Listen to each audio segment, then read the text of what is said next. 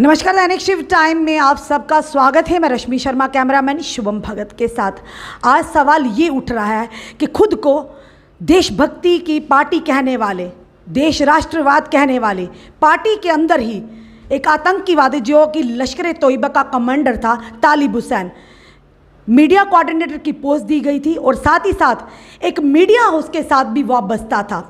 आखिर किस तरह के पैरामीटर्स मीडिया हाउसेस के लिए भी होने चाहिए और आखिर आम जनता किस तरह से अपने आप को सुरक्षित पाएगी जब भी वो किसी भी सियासी पार्टी के अंदर जाएगी या उनके कार्यालय में जाएगी। जिस तरह के भाजपा के कार्यालय से नाम कड़ी जुड़ रही है कि तालिब हुसैन जो कि कोटरंका में ब्लास्ट में मुलविस था और उधमपुर में, और जो कि आतंकवादी गतिविधियों में मुलविस नहीं बल्कि लश्कर तोबा का टॉप कमांडर भी था। उसे असला बारूद भी बरामद किया गया और रियासी के लोगों ने दिखाई हिम्मत। हम दाद देते हैं रियासी के लोगों को, पर सवाल बड़ा यह है कि भाजपा से आखिर उदयपुर की घटना की बात करें, कुछ तस्वीरें वायरल हुई हैं कि जो दोषी थे जिन्होंने कत्ल किया था कन्हैया लाल का बड़ी बेरहमी से, कहीं ना कहीं वो भी भाजपा से ताल्लुक रखते थे। आज तालिब हुसैन की बात करें तो कुछ तस्वीरें साफ तौर पर सोशल मीडिया से वायरल हो रही है और साथ ही साथ भारतीय जनता पार्टी का एक लेटर पैड भी, जिसके चलते शेख बशीर जो माइनॉरिटी मोर्चा के ये कहेंगे कि प्रधान है JKUT के,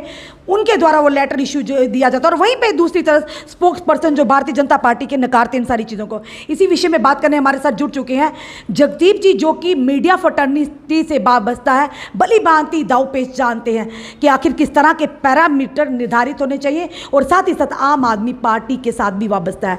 सबसे पहले सर आपका स्वागत है, बहुत बहुत शुक्रिया। आज सवाल सर कहीं ना कहीं मीडिया पर भी खड़ा हो गया, तभी आज हमने आपसे चाहा कि वार्तालाप, क्योंकि काफ़ी सालों से आपने एज ए मीडिया के माध्यम से जनता को सर्व किया। किस तरह के पैरामीटर, अगर नाम आता कहीं ना कहीं कि माइक हम थमा तो देते हैं पर बाद में वही माइक थमा कर कहीं ना कहीं AK-47 का दिमाग वो चलाते हैं ऐसे लोग, तो क्या करना चाहिए सर? देखिए रश्मि जी, इस समुच्चय प्रकरण में जब आपने बात की तो इसके दो नितांत अलग पहलू हैं। सबसे पहले हम बात करें कि ये जो आतंकी है तालिब हुसैन, इसकी जो शुरुआत बताई जा रही है, इसने जरिया बनाया मीडिया को और सेंध लगाई एक राजनीतिक दल में। अब सबसे पहला सवाल तो यही खड़ा होता है कि एक ऐसे प्रदेश में जो आतंकवाद से प्रभावित है, उसकी जद में है विगत करीब 3.5 पौने 4 दशकों से, तो आज जो स्थितियां बन चुकी हैं, मैं बात करूं समूचे देश की, तो सबसे पहली बात तो ये है कि मैडम, कोई भी पढ़ा लिखा शख्स जिसको देश दुनिया की जानकारी है, जो थोड़ा बहुत टीवी देख लेता है, अपने स्मार्टफोन को यूज़ करता है, वो ये बड़ी अच्छी तरह से बखूबी जानता है कि आज इस देश का मीडिया उसको परोस क्या रहा है। पत्रकारिता, चाटुकारिता तो बन ही चुकी है, ये तय है। अब ये और भी गंभीर मसला तब बन जाता है जब इसमें ऐसे भी लोग जुड़ जाते हैं जो न केवल असामाजिक तत्व हैं बल्कि सीधे तौर पर आतंकवाद से जुड़े हैं। अब मैं आपके माध्यम से ये पूछना चाहूँगा, पहला सवाल देखिए, सूचना विभाग, मैं तो सीधा कहूँगा इसका नाम ही जो है बदलकर चाटुकारिता विभाग रख देना चाहिए, वो ज़्यादा बेटर होगा। सूचना विभाग करता क्या है आप देखिए ज़रा। आज तो सरकार नहीं है, तो जो माननीय हमारे गवर्नर, लेफ्टिनेंट गवर्नर साहब के सलाहकार हैं, जो उनके जो ब्यूरोक्रेट्स हैं, उनके आगे पीछे घूमता है एक मंत्री। पैसा जनता का, काम जनता का, निर्माण जनता का, और सूचना विभाग के आपको 2 से 4 लोग जो हैं कवरेज पे दिखाई देते हैं। आपको याद होगा जब कविंदर गुप्ता डिप्टी CM थे, सूचना विभाग की एक पूरी टीम जो आप, मैं सीधे शब्दों में कहूँ तो सत्ता के नशे में चूर कविंदर गुप्ता के काफिले को फॉलो करते करते एक एक्सीडेंट का शिकार हुए और उसमें एक शख्स की जान चली गई। तो सवाल ये है कि एक तरफ तो जो इसकी वास्तविक जिम्मेदारी थी, मैं एक और चीज़ जहाँ जोड़ूंगा, तत्कालीन गवर्नर, लेफ्टिनेंट गवर्नर जो मुर्मू साहब थे, उनका बाकमाल स्टेप मैं आपको बताऊं जो शायद बहुत कम लोगों को पता है। वो दरअसल सूचना विभाग के एक आला अधिकारी रह चुके थे, तो उन्होंने पहली मर्तबा ऐसा प्रदेश के अंदर हुआ कि सूचना विभाग के अधिकारियों की ड्यूटी लगाई, जिम्मेदारी दी कि सुबह सबसे पहले आप तमाम के तमाम जितने बड़े अखबार हैं उनको पढ़कर जितनी भी ऐसी खबरें हैं जो सरकार पर सवाल उठाती हैं, जो एडमिनिस्ट्रेशन को कटघरे में खड़ा करती हैं, उन पर जवाब तलबी कीजिए। तो ये सूचना विभाग ने तो कभी किया ही नहीं। अब दूसरी बात, जब हम तालिब हुसैन की बात करते हैं तो आज स्थिति ये है, आपने सुना होगा एक मजाक पंजाब में कहा करते थे कि भाई पंजाबी गायक जो हैं वो नौकरियां तो मिलती नहीं है, ढोलकी बाजे जहाँ से मर्जी ले लीजिए। तो अब यही स्थिति मैं देख रहा हूँ यहाँ मीडिया की बन गई है।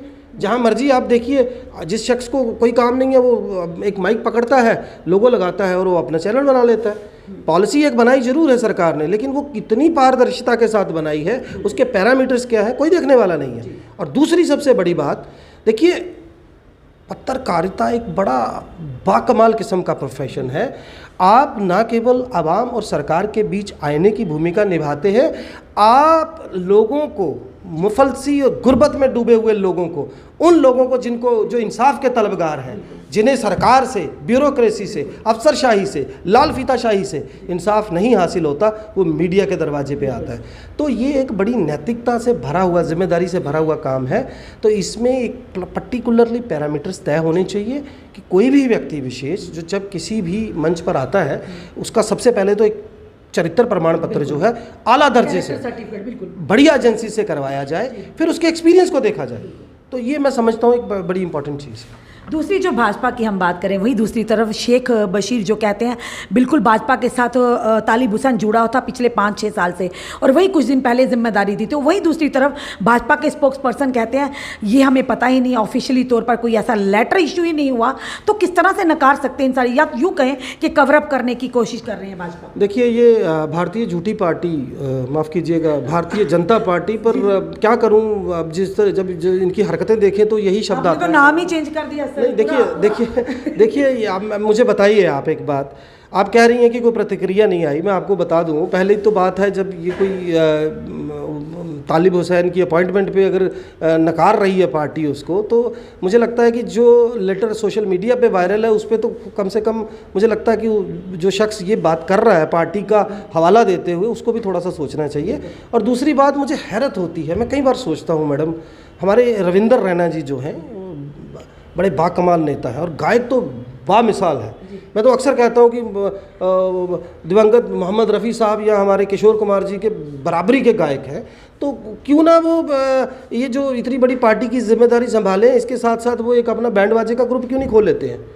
जहाँ देखिए आप उनको, but the heck is it, he is representing a party which led the whole country, which is leading the whole country in fact, and indirectly ये बहुत ही चिंता का विषय था जो ये मैं आ रहा हूँ मैडम। देखिए, आपने उनको देखा होगा अक्सर मामलों को बड़े हल्के में लेते हुए, गा बजाकर कहानी को टालते हुए। This is sheer kind of nonsense जो मैं समझता हूँ। दूसरा, आज देखिए उनका बयान क्या आता है कि मेरी जान को खतरा था जी, लश्कर तैयबा का ये आतंकी था।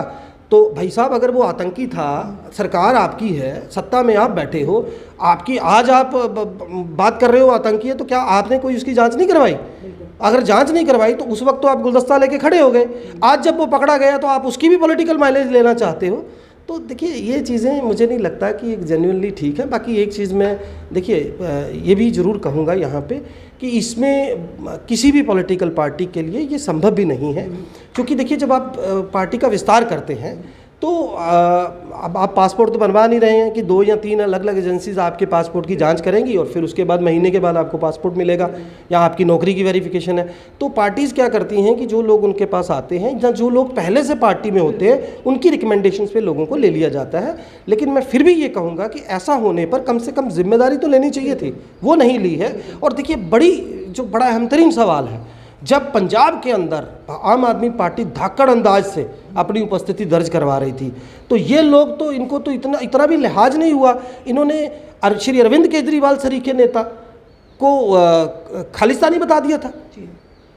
तो ये तो बात अलग है कि उन्होंने खुद को स्वीट आतंकी की उपमा देके मामले को हल्का कर दिया, मोड़ दी उसकी दिशा, लेकिन ये बेहद शर्मनाक था।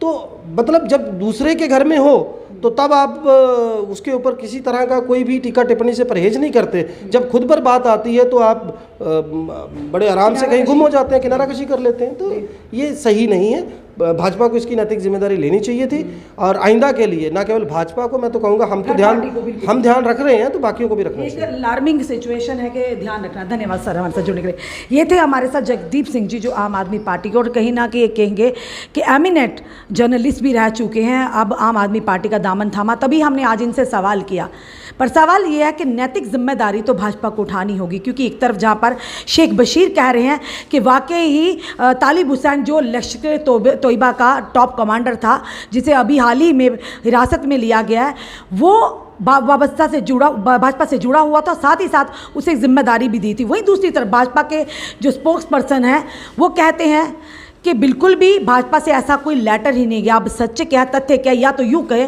कि भाजपा को कवर अप करने का प्रयास किया जा रहा है, क्योंकि जनता भी अब सवाल कर रही है कि भाजपा आतंकियों को समर्थन करती है। क्या भाजपा आतंकियों के गले में भी भाजपा का पटका डालती है? ये देखना बड़ा ही ज़रूरी है कि आने वाले समय में क्या तथ्य सामने आते हैं, क्योंकि अभिनव शर्मा जी ने भी कहा कि अब इसकी जाँच होगी कि आखिर वो लेटर आया तो आया कहाँ, जिस पर भाजपा का लेटर पैड था और भाजपा का ही नाम सब कुछ लिखा हुआ था। अब देखना यह किस तरह की इन्वेस्टिगेशन होती है और कौन लोग दोषी पाए जाते हैं, जो बिना भाजपा के आला जो नेता हैं या प्रदेश अध्यक्ष उन्हें बताए बिना ही लोगों को लेटर पैड पर उनको नियुक्तियां करते हैं, उन्हें पोस्टें देते हैं। अपने सुझाव कमेंट ज़रूर दीजिए, इस वीडियो को जितना हो सके शेयर कीजिए। जुड़े रहिए हमारे साथ अगले अपडेट के लिए। जय हिंद, जय भारत।